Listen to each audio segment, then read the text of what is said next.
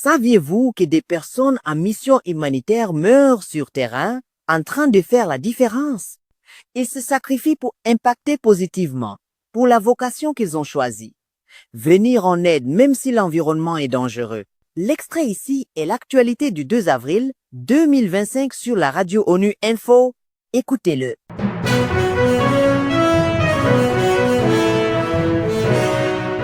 Bonjour à toutes et à tous, Jérôme Bernard pour ce bulletin d'ONU Info. Au menu de l'actualité, le nombre d'attaques meurtrières contre des travailleurs humanitaires connaît une hausse sans précédent. La France préside le Conseil de sécurité ce mois d'avril. Et en République démocratique du Congo, l'ONU dénonce le recrutement des enfants par les groupes armés. Alors que la communauté humanitaire est toujours sous le choc du meurtre de 15 secouristes par l'armée israélienne dans le sud de Gaza, une haute responsable de l'ONU a dénoncé mercredi l'augmentation sans précédent des attaques meurtrières à l'encontre du personnel humanitaire dans le monde.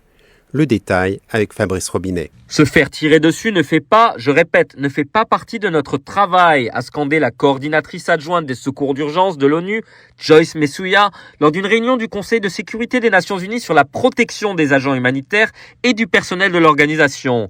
Un rappel opportun compte tenu des tendances statistiques actuelles. L'an dernier, en effet, pas moins de 377 travailleurs humanitaires ont trouvé la mort dans 20 pays à travers le monde, faisant de 2024 l'année la plus meurtrière jamais enregistrée pour cette catégorie professionnelle. Cela représente une hausse de près de 100 décès comparé à 2023, qui avait déjà enregistré une forte augmentation par rapport à l'année précédente. Dans l'extrême majorité des cas, les victimes sont des travailleurs locaux, dont Mme Msuya a rappelé qu'ils étaient la pierre angulaire des opérations de secours. Sans eux, les interventions humanitaires s'effondreraient, a-t-elle insisté. La haute responsable a appelé le Conseil de sécurité à prendre davantage de mesures concrètes pour protéger les travailleurs humanitaires, notamment en référant les cas à la Cour pénale internationale lorsque les juridictions nationales ne traduisent pas les responsables en justice. La France préside le Conseil de sécurité ce mois-ci. L'ambassadeur de France auprès des Nations Unies, Jérôme Bonnafont, s'est exprimé hier mardi devant la presse. Il a rappelé que l'ONU reste essentielle et demeure la clé de voûte du système international. Il a indiqué que sa présidence serait axée sur le règlement des crises, celle en Ukraine en premier lieu. On l'écoute.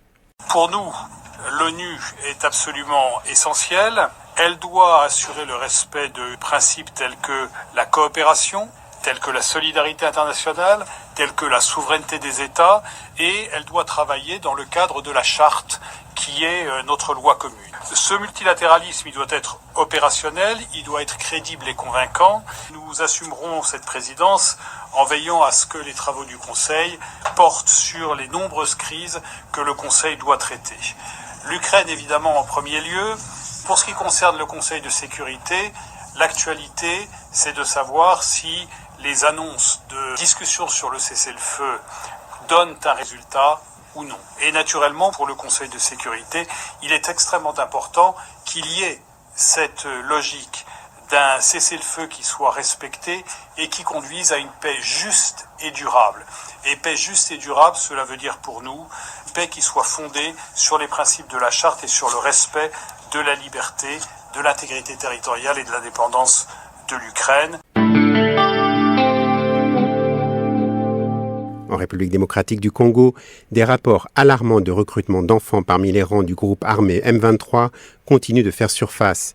Dans un récent entretien avec ONU Info, l'envoyé de l'ONU en République démocratique du Congo, Bintou Keita, estime que pour changer la donne, il faut travailler avec les communautés pour les sensibiliser aux dégâts que cause ce recrutement des enfants. C'est très difficile dans un contexte de conflit ouvert tel que nous l'avons maintenant depuis presque 3 ans, de voir que tout le travail de plaidoyer qui a été fait par l'UNICEF, par la mission et par plein d'autres acteurs, de voir que les groupes armés ne font que continuer à recruter pour grossir les rangs et peut-être aussi se mettre en position d'avoir plus de gens lorsque faudra négocier le désarmement, démobilisation et réintégration.